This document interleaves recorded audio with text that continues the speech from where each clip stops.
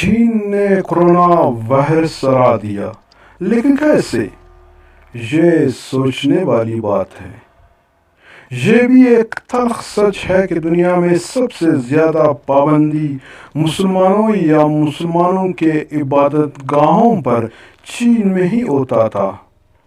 مسجدوں پر پابندی، تلاوت کرنے پر پابندی، داڑھی رکھنے پر پابندی اور بہت سے پابندیوں کا سامنا تھا۔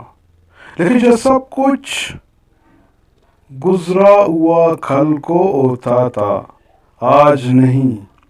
کورونا وائرس نے جب چین پر حملہ کیا تو چین نے جدید ٹیکنالوجی سے روکنے کی بہت کوشش کی، لیکن ناکام ہو گیا۔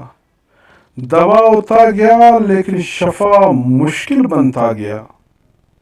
چینی صدر نے مجبور ہو کر مسجدوں کا رخ کیا، پھر وہ دوا شفا بننے لگے۔ دعا اور دوا نے کام کرنا شروع کر دیا۔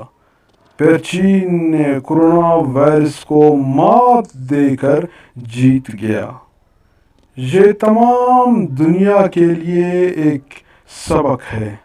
میرے پیارے ہم وطنوں، دعا اور دوا، اتحاد اس وبا کو کنٹرول کر سکتا ہے، تو اس پر عمل کرنا انتہائی ضروری ہے۔ اگر آپ میرے باتوں سے متفق ہو تو اس ویڈیو کو شیئر کریں۔